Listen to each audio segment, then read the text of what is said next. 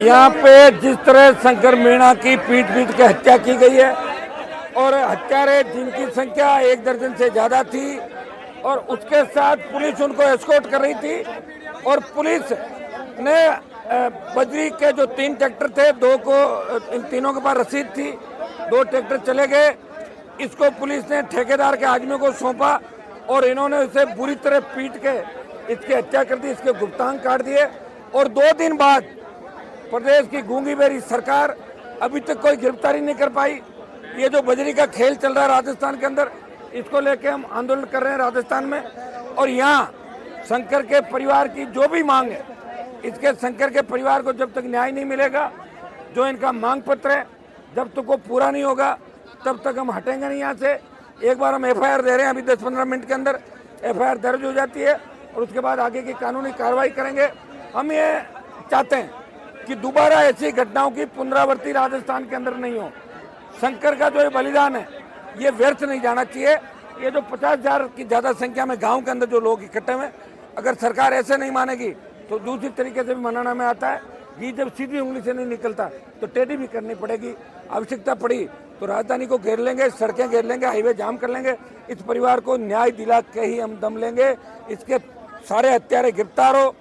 पीड़ित परिवार को जो मुआवजे की मांग ये लोग कर रहे हैं, जो नौकरी की कर रहे हैं, जो पुलिस का सिस्टम बजरी के साथ मिला हुआ है, उनके सस्पेंशन से काम नहीं होगा।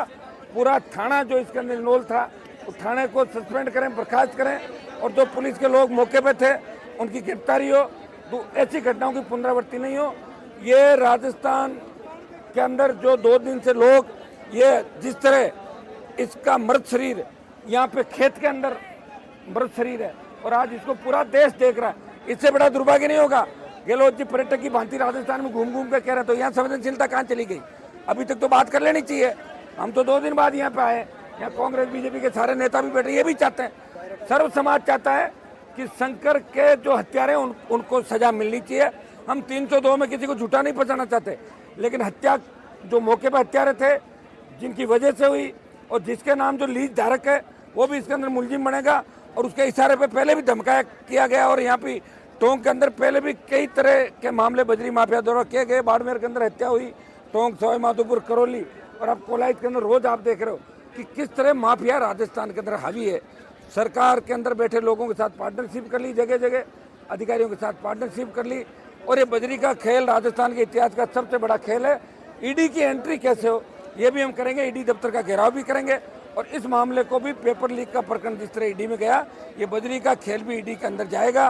पर ठेके यहाँ के निरस्त हो, ये भी यहाँ से भिजवाएंगे हम प्रशासन से कि ठेके निरस्त करें, बजरी की छोटी खाने लोगों को आवंटित करें और सस्ती बजरी राजस्थान के लोगों को मिले। अभी हमारा एक ही मुद्दा है कि शंकर के जो हत्यारे हैं वो तुरंत गिरफ्तार हो, सारे जितने भी है, चाहे वो पुलिसकर्मी हो, चाहे ठेका कर्मी हो, चाहे लीज धारक हो, उनकी गिरफ्तारी की हम मांग करेंगे। लीज धारक के खिलाफ लगातार आप आवाज उठा रहे, सरकार कार्रवाई क्यों नहीं कर रही है लीज धारक के खिलाफ? सरकार पैसे लेती है ना लीज वालों से, पहले भी सरकारें पैसे लेती थी, अभी सरकार पैसे ले रही है।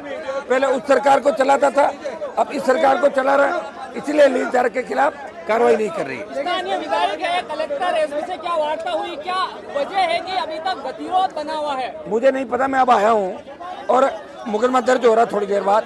मुकदमा दर्ज होने के बाद जो भी कार्रवाई आपको बता देंगे, लेकिन अब हम आगे तो न्याय दिला के जाएंगे। 100% जो मांगे वो मना के जाएंगे, हम सरकार को झुकाएंगे। है कि हनुमान बेनीवाल लाशों पर राजनीति करते हैं। कांग्रेस ने 70 साल क्या किया राजस्थान में?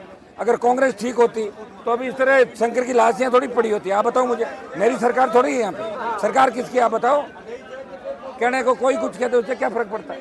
कल आपने एक वीडियो संदेश जारी करके जिला कलेक्टर, मैंने कहा सचिन पायलट को भी बोलना चाहिए, उनका जिला है, वो कहते हैं भ्रष्टाचार खत्म होना चाहिए। इस मामले में तो ये बोलना चाहिए। कब बोलेंगे फिर?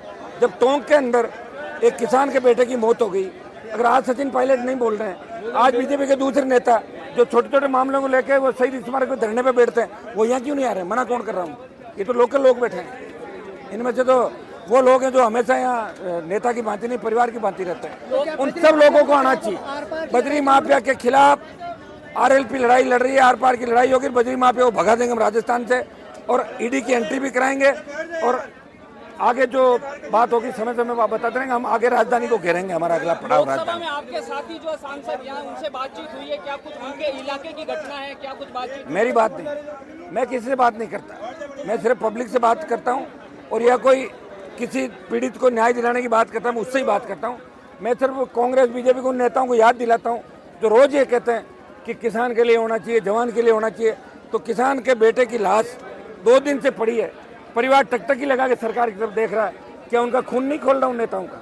वो कब बोलेंगे? 4 महीने बाद तो चुनाव है, फिर बोलने कौन देगा उन लोगों को? हर जगह हनुमान बेनीवाल थोड़ी जाएगा। टोंक में टोंक के नेता बोलेंगे, सवाई माधोपुर में सवाई माधोपुर के नेता बोलेंगे, धौलपुर में धौलपुर के बोलेंगे। मैं तो आया ही हूँ और मैं आया हूँ, तो आप देखना कार्रवाई भी होगी और बजरी माफिया का खौफ खत्म करके यहाँ से बजरी माफिया का परमानेंट इलाज कर देंगे राजस्थान के अंदर। इतना विश्वास मैं यहाँ लोगों को और आपको दिलाने के लिए।